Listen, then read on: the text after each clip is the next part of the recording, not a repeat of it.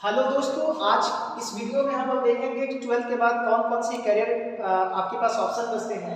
अगर आप जॉब चाहते हैं, 12th के बाद जॉब करना चाहते हैं या 12th के बाद पढ़ाई करना चाहते हैं, तो आपके पास कौन सी सारी ऐसी चीज़ें हैं जो आपके पास होना चाहिए। तो चलिए, अगर हम देखते हैं कि अगर आईएससी में आपका सब्जेक्ट पीसीएम रहा है, तो पीसीएम अगर रहा है सब्जेक्ट में, या तो आप फिजिक्स केमिस्ट्री मैथमेटिक्स आपका मेन सब्जेक्ट है, या फिर दो तरह के स्टूडेंट होते हैं कि एक फिजिक्स केमिस्ट्री बायोलॉजी सेक्टर में।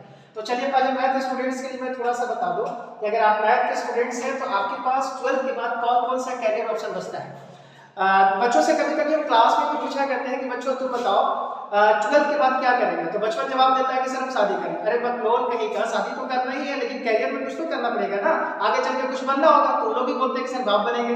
तो ये बचपना वाला केस हो गया, लेकिन कहीं ना कहीं परिवार चलाने के लिए आपको भाई कहीं एक जगह प्लेस छोड़ना पड़ता है। तो चलिए, मैं देखता हूँ कि पीसीएम अगर आपका 12th में रहा है तो आपके पास जो ऑप्शंस बचते हैं वो है, अगर आप टीचिंग, अगर आप टेक्निकल लाइन में जाना चाहते हैं, आप इंजीनियर बनना चाहते हैं, तो 10th के बाद एक डिप्लोमा हो, तो डिप्लोमा के थ्रू आप एंट्रेंस एग्जामिनेशन दे करके आप डिप्लोमा में एडमिशन लेंगे। डिप्लोमा आपका 3 साल का कोर्स है, और 3 साल करने के बाद वहां से भी आप एंट्रेंस के थ्रू किसी भी बीटेक का लिए अप्लाई कर सकते हैं या फिर बी के अंदर जा सकते हैं। लेकिन अगर आप 12th के बाद आना चाहते हैं तो आपके पास करियर ऑप्शन जो है वो बीई है, यानी कि बैचलर ऑफ इंजीनियरिंग है। उसके बाद दूसरा ऑप्शन जो बचता है वो आपके पास बीटेक है, यानी बैचलर इन टेक्नोलॉजी है, जो आपका लगभग 4 साल का कोर्स होगा। इस 4 सालों में आपके पास बहुत सारे हुनर्स डेवलप हो जाएगा। बहुत बच्चों का अगर ये जो कॉलेज अलॉट होता है, बहुत बच्चे ये भी बोलते हैं कि सर बीटेक करें तो कहाँ से करें।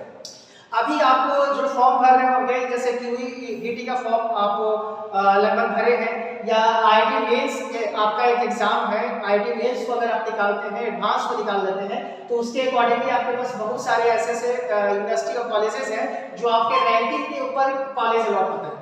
अगर आपके अच्छे कॉलेजेस मिल गए हैं तो आपकी प्लेसमेंट की चांस अच्छी हो जाती है, और अगर कॉलेज अच्छे नहीं मिले तो प्लेसमेंट थोड़ा सा आपको दिक्कत हो जाएगी। तो आपको ये समझना है कि इस लाइन में जाने से पहले खुद को एहसास हो जाइए कि अपन को करना क्या है, क्योंकि बच्चों को ये नहीं पता है कि हम किस लाइन में जाए। तो चलिए, एक मैंने आपको बोला कि अगर पीसीएम के स्टूडेंट आप रहे हैं, तो अगर आप इंजीनियर बनना चाहते हैं, अपने देश के लिए कुछ काम करना चाहते हैं, तो बेहतर अपॉर्चुनिटी है आप बीटेक के लिए, जिसको आपको आईआईटी और मेंस और एडवांस क्वालीफाई करना पड़ता है। चलिए, दूसरा आपके पास डिफेंस के बहुत सारे ऑप्शंस हैं। बहुत बच्चे बोलते हैं कि नहीं सर, देश का जवान होकर के देश की रक्षा करना चाहते हैं। हम लोग भी चाहते हैं, चाहे आप एजुकेशन के जरिए समझें या फिर डिफेंस लाइन के जरिए समझें। तो डिफेंस में 3 लाइन है, आर्मी में आप जा सकते हैं, नेवी में जा सकते हैं, एयरफोर्स में आप जा सकते हैं।